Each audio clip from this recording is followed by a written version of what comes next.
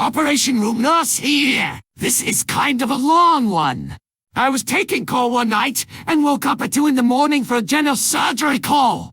Pretty vague, but at the time, I lived in a town that had large populations of young military guys and avid nephews, so late-night emergencies were common. Got to the hospital, where a few more details awaited me. Perirectal abscess. For the uninitiated, this means that somewhere in the immediate vicinity of the asshole, there was a pocket of pus that needed draining. Needless to say, our entire crew was less than thrilled.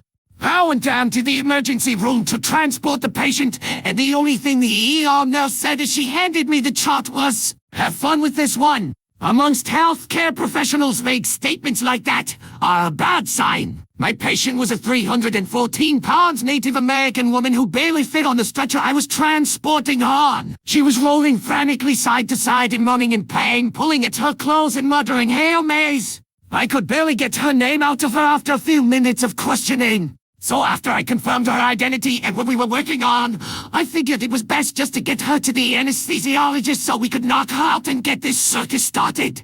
She continued her theatrics the entire 10-minute ride to the operation room, nearly falling off the surgical table as we were trying to put her under anesthetic.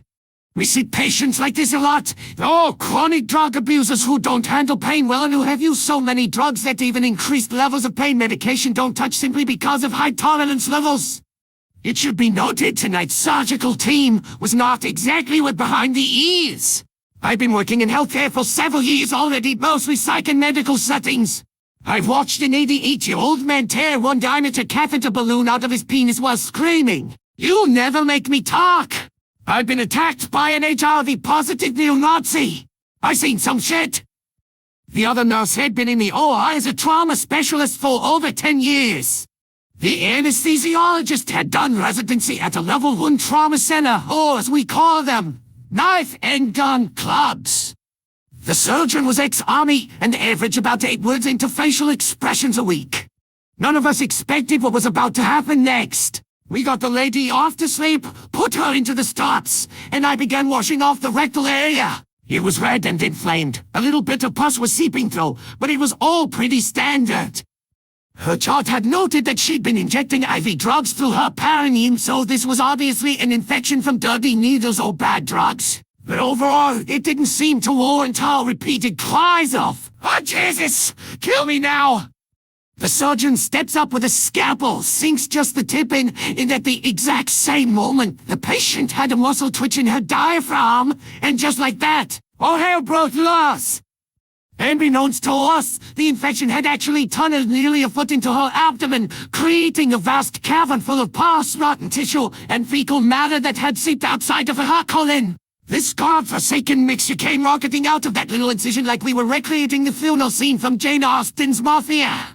We all wear waterproof gowns, face masks, gloves, hats, the works. All of which were as helpful as rain boots against a fire hose. As the sergeant continued to advance his blade, the torrent just continued. The patient kept seizing against the ventilator, not uncommon in surgery, and with every muscle contraction, she shot more of this brackish gray-brown fluid out onto the floor until within minutes, it was seeping into the other nurse's shoes. I was nearly 12 feet away, jaw dropped open within my surgical mask, watching the second nurse try heaving, and the surgeon standing on tiptoes to keep this stuff from soaking his socks any further. The smell hit them first. Oh God, I just threw up in my mask. The other nurse was out. She tore off her mask and sprinted out of the room, shoulders still heaving. Then it hit me, mouth still wide open, not able to believe the volume of fluid this woman's body contained. It was like getting a great big bite of the despair and apathy that permeated this woman's life. I couldn't fucking breath. My lungs simply refused to pull any more of that stuff in. The anesthesiologist went down next, an ex-NCAD1 tailback, his 6'2" frame shaking as he threw open the door to the OR suite in an attempt to get more air in, letting me glimpse the second nurse still throwing up in the sinks outside the door. Another geyser of pus splash across the front of the surgeon. The YouTube clip of David at the dentist keeps playing in my head. Is this real life? In all operating rooms everywhere in the world, regardless of socialized or privatized, secular or religious, big or small, there is one thing the same. Somewhere there is a bottle of peppermint concentrate. Everyone in the department knows where it is, everyone knows what it is for, and everyone prays to their gods they never have to use it. In times like this, we rub it on the inside of our masks to keep the outside smells at bay long enough to finish the procedure and show off. I sprinted to our central supply, ripping open the drawer where this vial of ambrosia was kept, and was greeted by an empty fucking box. The bottle had been emptied and not replaced. Somewhere out there was a godless bastard who had used the last of the peppermint oil and not replaced a single fucking drop of it. To this day, if I figure out who it was, I'll kill them with my bare hands, but not before climbing their head up the colon of every last meth user I can find, just so we're even. I darted back into the room with the next best thing I can find. A vial of mastisol, which is an adhesive rub we use sometimes for bandaging. It's not as good as peppermint, but considering that over one-third of the floor was now thoroughly coated in what could easily be mistaken for a combination of bovine afterbirth and maple syrup, we were out of options. I started rubbing as much of the mastisol as I could get on the inside of my mask, just glad to be smelling anything except whatever slimy demon spawn we just cut out of this woman. The anesthesiologist grabbed the vial next, tousing the front of his mask in it so he could stand next to his machines long enough to make sure this woman didn't die on the table. It wasn't until later that we realized that mastisol can give you a mild high from huffing it like this, but in retrospect, that's probably what got us through. By this time, the smell had permeated out of all of our suite, and down the 40-foot hallway to the front desk, where the other nurse still sat, eyes bloodshot and watery, clenching her stomach desperately. Our suite looked like the underground river was from Ghostbusters 2, except dirty. Also dirty. I stepped back into the OR suite, not wanting to leave the surgeon by himself in case he genuinely needed help. It was like one of those overly autistic representations of a zombie apocalypse you see on fan forums. Here's this one guy in blue surgical garb, standing nearly ankle-deep in lumps of dead tissue, fecal matter, and several liters of syrupy infection. He was performing surgery in the swamps of Dagobah, except the swamps had just come out of this woman's ass and there was no Yoda. He was performing surgery in the swamps of Dagobah, except the swamps had just come out of this woman's ass and there was no Yoda. He and I didn't say a word for the next 10 minutes as he scraped the inside of the abscess until all the dead tissue was out.